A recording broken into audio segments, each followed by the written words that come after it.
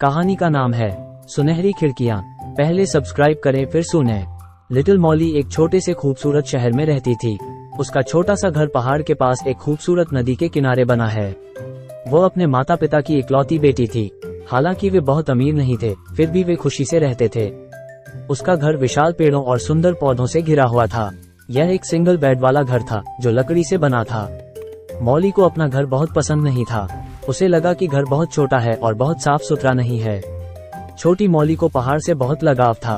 खड़ी और टेढ़ी मेढ़ी पहाड़ में सुनहरी खिड़कियों वाला एक सुंदर लेकिन परित्यक्त महल जैसा घर था।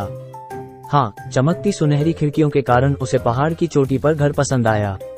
खिड़कियां इतनी खूबसूरती से चमकती और चमकती थीं कि छोटी मॉली पूरी तरह से मंत्रमुग्ध हो गई। वो चमकती सुनहरी खिड़कियों के लिए पागल हो गई और वो अपने घर से और अधिक नफरत करने लगी। हालांकि छोटी मॉली बहुत प्यारी थी और वो अपने परिवार के संघर्षों को समझती थी, इसलिए उसने चुपचाप सब कुछ स्वीकार कर लिया। फिर भी उसकी चाहत बढ़ती चली गई। साल बीतते गए और वो जल्दी बड़ी हो गई। वो 12 साल की हो गई और एक सुनहरी राजकुमारी की तरह बेहद खूबसूरत दिखने लगी। उसका मानना था कि उसे सुनहरी खिड़कियों वाले घर में रहना चाहिए, पुराने लकड़ी के घर में नहीं। जैसे जैसे वो बड़ी हुई, उसकी माँ ने उसे अपने घर के चारों ओर घूमने की अनुमति दी। मॉली की छुट्टियां थीं और उसने अपनी माँ से अनुरोध किया कि वो नदी के पास बगीचे में घूमना चाहती है। उसकी माँ भी मान गई और उसे इतनी दूर न जाने के लिए कहा। मॉली ने पहाड़ पर चढ़ने और सुनहरी खिड़कियों वाले घर में झांकने का फैसला किया। उसने अपनी साइकिल ली और पहाड़ की चोटी पर पहुंचने की अपनी यात्रा शुरू कर दी। उसे पहाड़ में परित्यक्त घर की ओर जाने के लिए पहाड़ में एक संकरी सड़क मिली। इतने संघर्षों के साथ वो पहाड़ की चोटी पर पहुंची। वो सबसे गंदे घर को देखकर बहुत चौंक गई। वास्तव में अंधेरी खिड़कियों वाला क्षतिग्रस्त महल। वो अपने घर से जो देखती थी वो पहाड़ में नहीं था।